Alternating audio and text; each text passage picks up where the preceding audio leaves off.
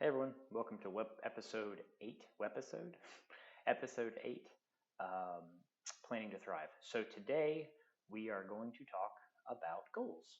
Um, in some respects, this is our first actual planning episode, which is fun. Um, so goals are the very first um, deliverable or artifact or component of a plan that um, leverages the broader context of both a mission and a vision, which we've talked about, as well as an environmental scan. So again, a mission and vision lead to an environmental scan, or you do those in parallel if you wanted to. There's really no reason why finding out about your current assets, services, the market, it has to happen after you write a mission and vision. Um, but the point is, mission and vision, environmental scan leading to knowledge and insight about the current state, and then your goal setting.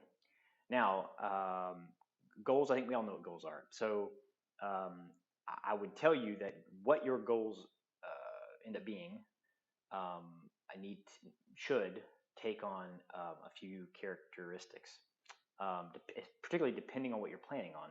So there's kind of two different, at a broad level, there's two different flavors of goals. Again, we all know what a goal is, right? It's an aspirational outcome, right? You want to achieve a certain outcome in the future. Again, we're largely talking about longer term planning. So the statement of an outcome you as a person in a role, as a member of a team, as a leader of an organization, want to want to achieve. So an outcome you want to achieve in the future, written concisely. Typically, there's a goal statement or a title of a goal, and there's a goal description. So you want to sort of have both. And again, we've talked about this in previous episodes, especially when we were talking about mission and vision. Um, Planning often gets robbed of its power through too much specifics.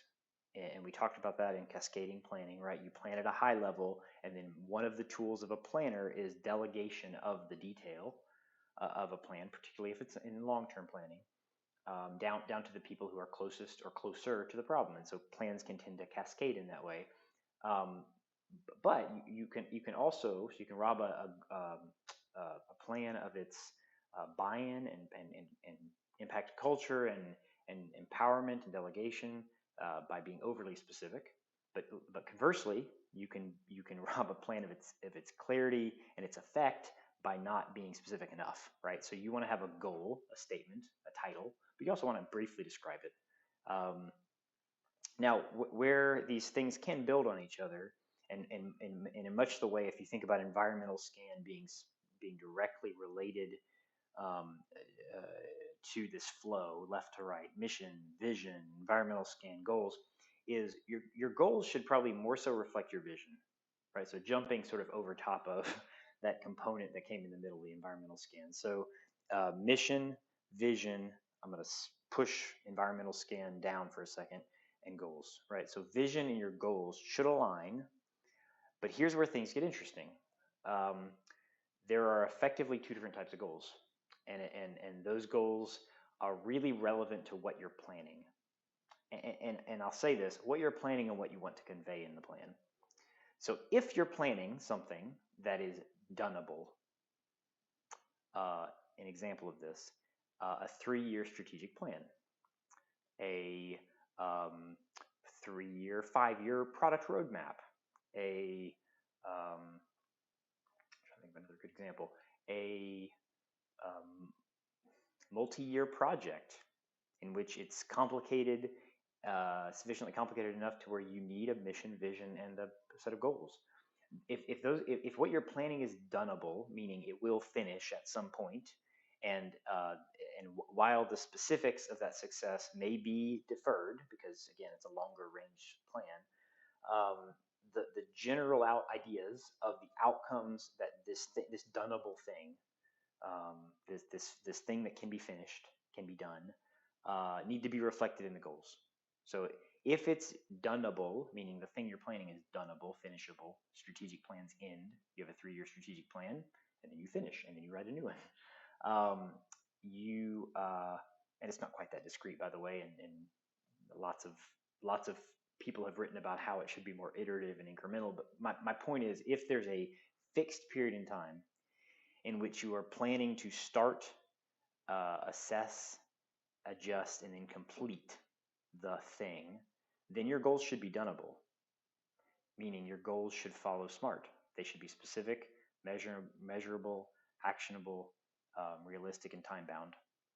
So, and again, if you've not heard of SMART, it's a way of describing the clarity of a particular goal or objective. Now, if your goals are doneable, they should be mostly SMART, SMART, SMART, um, because they need to be doneable. You need to know when you've finished with that goal.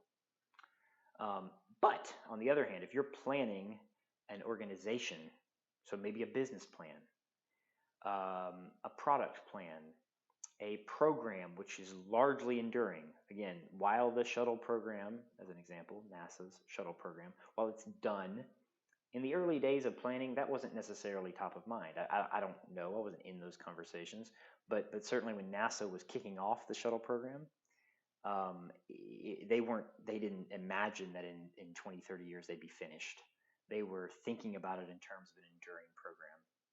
So, so if what you're planning is not doneable or not being planned in the context of when it will be complete, then probably your goals need to not be doneable.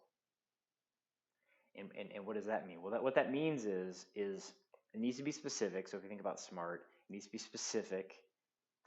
It may be measurable, but most of the measurables of a thing that's ongoing, enduring, and not doneable are more what I call performance metrics. Things that are, it might be high level performance metrics, but things that are, um, we want to rank number one every year in a particular market, or we want to be the top performing department at this organization year over year.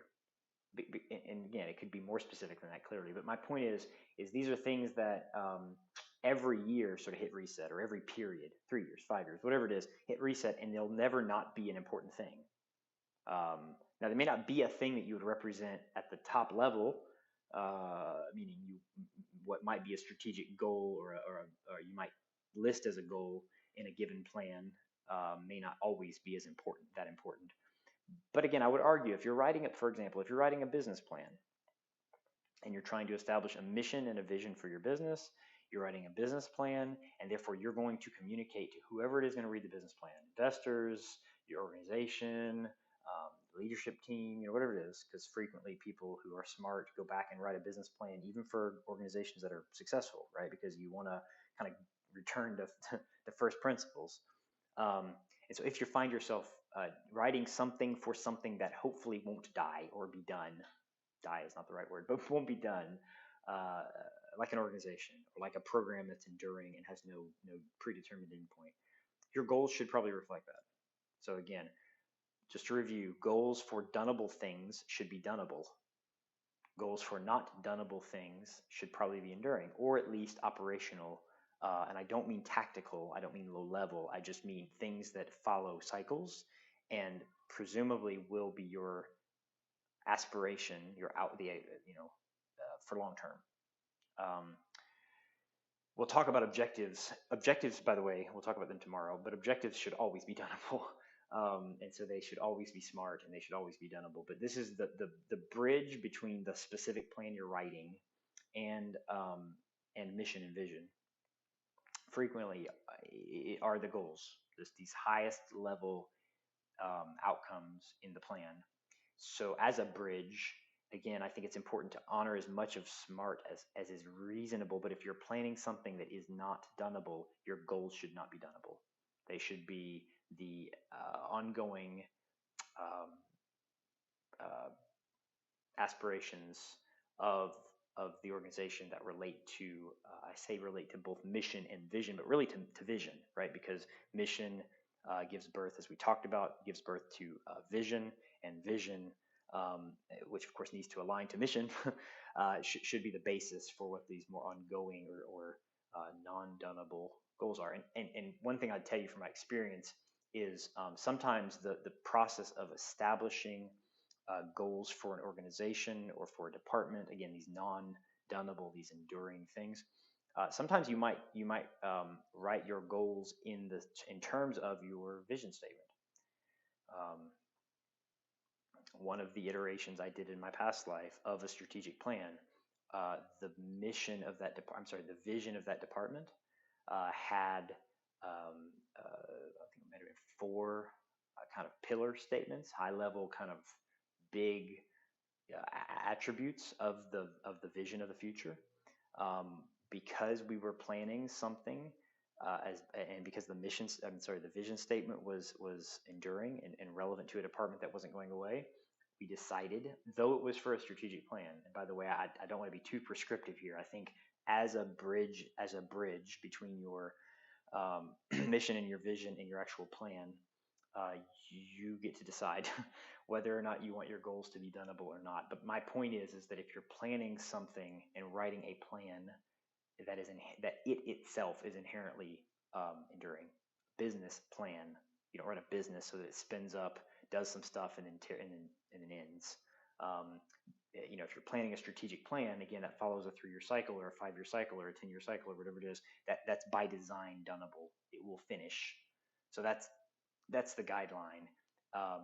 Don't create by default anyway. Be mindful. You might want to, like I said, we did this just to create really clear linkage between our strategic plan and our vision. You can use goals that are enduring even in a plan that is not, if it links you back to your vision, because that honestly, that is power in letting people see how your vision is being played out directly in your strategic plan.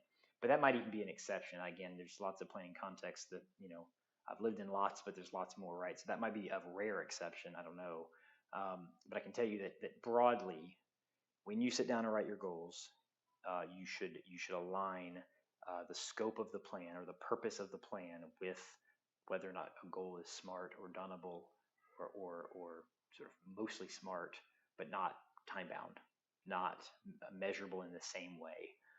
Actionable, yes, and we'll talk about that as we cascade even the plan itself down from goals to objectives. Um, but yeah, not as doneable, not as finishable or completable, or delivery with predetermined completeness. So that's goals this week. Tomorrow we'll talk about objectives. I'll continue to try to draw out themes we talked about in the mission and vision conversation we had that first week. I think it might have been episode 3 or 4. So but you may want to go back and watch that episode, mission and vision. It'd be easy to find. I believe it's episode 3 or 4. So happy week, happy hump day, happy April Fool's Day. This is a real post on the real YouTube. So anyway, happy April, everybody.